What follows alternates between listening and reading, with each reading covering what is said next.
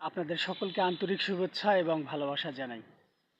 আমরা যারা ফেসবুকে প্রফেশনাল মোড অন করে কিংবা পেজে কাজ করছি, একটাই স্বপ্ন, ফেসবুক থেকে আমরা ভালো রেজাল্ট নিয়ে আসব, আমাদের আইডিটা বড় হবে, আমাদের ইনকামটা বেশি হবে।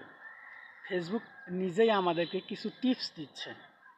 এই টিপসগুলো আমরা যদি ফলো করি তাহলে সফলতার রাস্তাটা কিন্তু অনেকটাই এগিয়ে যাবে। ইনকাম বৃদ্ধি করার জন্য ফেসবুক গুরুত্বপূর্ণ কিছু টিপস দিয়েছে। ফেসবুক বিভিন্ন দৈর্ঘ্যের রিলস ভিডিও আপলোড করার কথা বলছে। এটাকে তারা তিনটি ভাগে ভাগ করেছে। একটি হচ্ছে 10 সেকেন্ড থেকে শুরু করে 30 সেকেন্ড পর্যন্ত, আরেকটি 30 সেকেন্ড থেকে শুরু করে 180 সেকেন্ড পর্যন্ত, আরেকটি হচ্ছে 180 সেকেন্ড প্লাস। তিনটি ফরম্যাট বলেছে এবং এও বলেছে যে এই তিনটি ফরম্যাটের মধ্যে যে ফরম্যাটটা, যে দৈর্ঘ্যের ভিডিওটা আপনার ভালো কাজ করছে, আপনি সেই দৈর্ঘ্যের ভিডিওগুলো ফেসবুকে আপলোড করার চেষ্টা করতেই থাকুন। আমরা যারা 10 সেকেন্ডের নিচে রিলস আপলোড করতাম, এখান থেকে আমরা যে শিক্ষাটা নেব, 10 সেকেন্ডের নিচে রিলস আপলোড করার কথা কিন্তু ফেসবুক এখানে বলে নাই। এখানে বলেছে 10 সেকেন্ড থেকে শুরু করে 30 সেকেন্ড। তাই আমরা একটু সচেতন হয়ে আমাদের ভিডিওগুলো, রিলসগুলো তৈরি করব।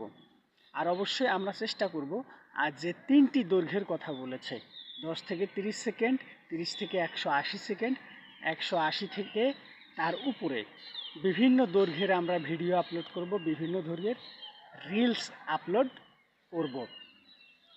এর পাশাপাশি আমাদের যে কমিউনিটি রয়েছে, অর্থাৎ যাদের আমার সঙ্গে আমাদের যুক্ততা রয়েছে, ফ্রেন্ডশিপ রয়েছে, ফলোয়ার রয়েছে, তাদের সঙ্গে যোগাযোগটাকে আরও বৃদ্ধি করতে হবে।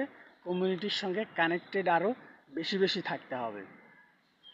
এর পাশাপাশি আমাদেরকে আরেকটা গুরুত্বপূর্ণ বিষয় মেনে চলতে হবে, তা হলো নিয়মিতভাবে এই কমিউনিটির সঙ্গে কানেক্টেড থাকার জন্য আমাদেরকে কী করতে হবে? ফটো আপলোড করতে হবে, টেক্সট পোস্ট করতে হবে, স্টোরি শেয়ার করতে হবে।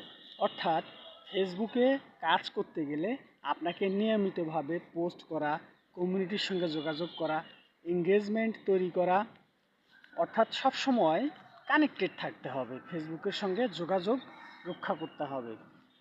আর অবশ্যই ভিডিওর কোয়ালিটিটা ঠিক রাখতে হবে। ফেসবুক থেকে আপনার ভিডিও মোটামুটিভাবে ভিউ না আসা পর্যন্ত কিন্তু আপনার আইডেন্টিটিটা আসবে না। এজন্য সমস্ত